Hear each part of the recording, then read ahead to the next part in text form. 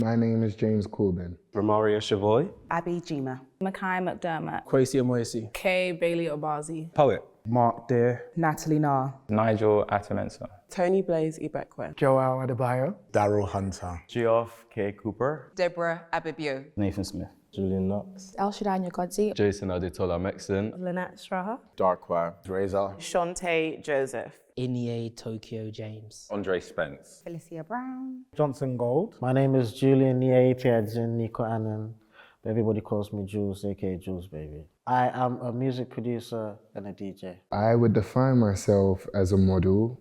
I do creative direction. I am a stylist, dancer, choreographer, and a model sometimes. I am a creator program manager for YouTube. I make beauty and fashion content online, and I'm a beauty historian. I'm a PR and comms exec at Nessa Forte and Mr. Porter. I am a DJ, and I'm also founder of a platform called Prim. I guess I just create loads of content online, and I try to create different communities within whatever strand of art that I want to choose. I'm a contemporary fine artist and art educator. We connect people to talent, we connect people to opportunities. I'm a creative director, stylist, and an editor-in-chief. I am the VP of Talent and Strategy for a talent management agency. I'm a photographer. I am a creative director. I curate energy, and I do that through partnerships with brands. I'm a chef, content creator, and author. I'm a poet and a visual artist. I am a fashion stylist. I do cooking,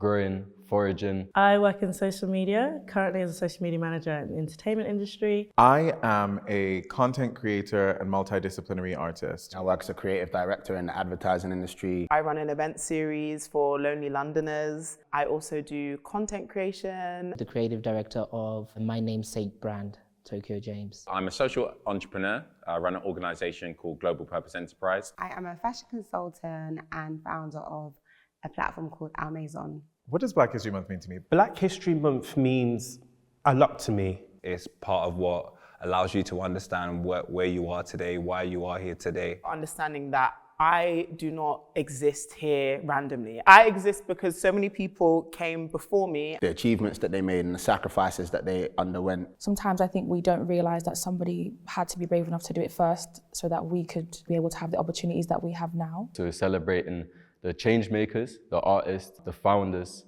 of the foundation that we're standing on today. Pretty much everything is impacted by Black culture. We are innovative, we are creative, and it shouldn't just be in 1 month. It should be celebrated constantly. I mean, we don't stop being Black come November 1st. I'm Black every single month for the rest of my life. It's also about just joy. It's about amplifying our joy, amplifying our culture, being unapologetic about that. It's also a moment for allies to take stock and think about like, what have they done?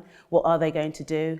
And also to get educated. When I was growing up, it was Black history all day, every day. Like my mum always saw everything as an opportunity to educate me about the people that came before me. For me, it's about taking every opportunity to sort of educate people about Black history whenever and wherever that comes up. How should Black behaviours be celebrated in the industry? Give us exactly what we want. We should be paid what we're worth, and the value in what we provide to companies should always be recognised. Black creators should be celebrated by just being acknowledged, recognised for their work, credited where they need to be credited, and given a boost where you can give a boost. All of the different people from loads of different creative spectrums, whether that's dance, film, photography, styling. I feel like everybody in those different creative fields should be given their flowers. Black creators shouldn't be celebrated in the industry as some token. I think Black creators should be celebrated by being acknowledged all the time. The acknowledgement is a very key factor in celebrating. And that means extending opportunities to them. That means having the time to actually listen to what they're saying, listening to their contributions, and actually applying some of the ideas that they bring forward. It's not just about ticking off a box. It's not just about hiring someone just to fill in certain quotas, but it's about actually considering who they are as a person and all of their abilities outside of just what their identity is. Looking at the individuals within their Blackness and celebrating that.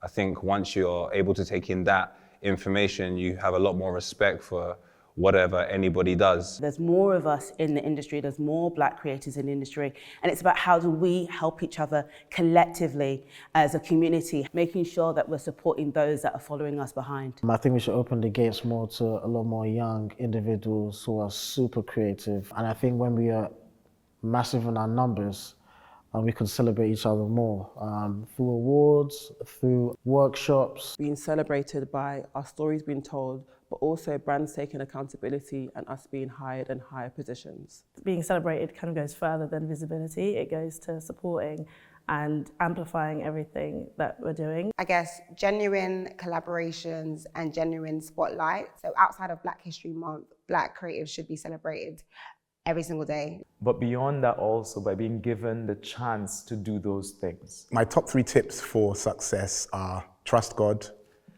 believe in yourself, don't let anyone put you down, and keep pursuing your dreams. Intern, learn, and listen. You just need to be prepared to fail, and you need to be patient. It's not going to come easy, and I think you should take the time to fail as much as you possibly can, so that when you make all of these mistakes and you learn all of these lessons, when you actually make the mark, you're not going to go back to where you were before. For me, my top 3 tips for success have everything to do with prioritizing, planning, and executing. You have to prioritize if you want to know what's important to you so you don't get distracted. You have to plan so you know the exact steps that you're going to take to achieve your vision.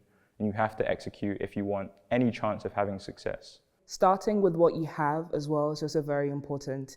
Don't wait until you have everything until you start, or you never start. Get to know yourself very well. If you know what your voice sounds like and why you're doing things and the reason for which you're doing them, it's much easier to stay on track, even if a curveball comes. Have fun. We take things so seriously. And the last thing that I would say is balls to the wall all the time. There's no point in getting in the pool if you're not going to swim. Get in, swim hard, swim fast, and when you need a break, stop. Always advocate for yourself because no one else will advocate for you. To also not to overthink things. And thirdly is to always stay prepared. Collaborate. I think it's the best way to create, is the best way to achieve your goals. Don't just collaborate with your people, but collaborate with as many people. Collaborate across different disciplines as much as possible. Always ask yourself why you're doing something. Your why is going to really be the reason that keeps you going in the times that it's really difficult.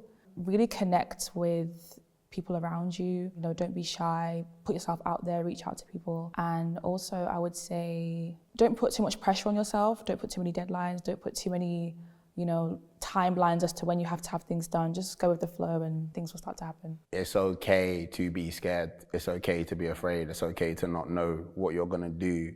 If it scares you, do it. If you feel like you haven't got reference for what you're trying to do, do it. If a lot of people are doing what you're trying to do, find a way to push it, but let it terrify you. If I could speak to my 15-year-old self, I would say, you know what, James? It's not going to be an easy journey, but it's going to be worth it. Yeah, you are a trailblazer. You're going to have to work hard, but it's for others to not have to work as hard and people just to be able to enjoy their talent and just be them and not worry about their skin tone. Self-discipline will solve most of your problems. You're going to continue to evolve and you're going to keep learning, and that's a beautiful thing. Being different is your superpower, so don't change. Don't ever give up. It's okay to pause and reset, but it's never okay to completely throw in the towel. I would say don't take things too personally and create your own tribe and your own family that you want to build with. Celebrate every milestone, dare to dream.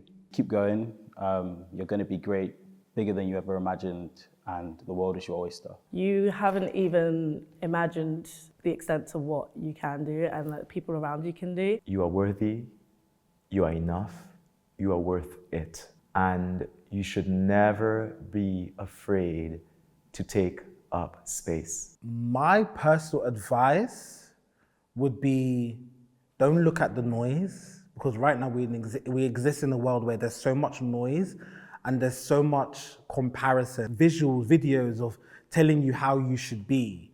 switch off and really find what's important to you and write them all down. Take your time and just try every little thing, and it will take you to the journey the way you need to be.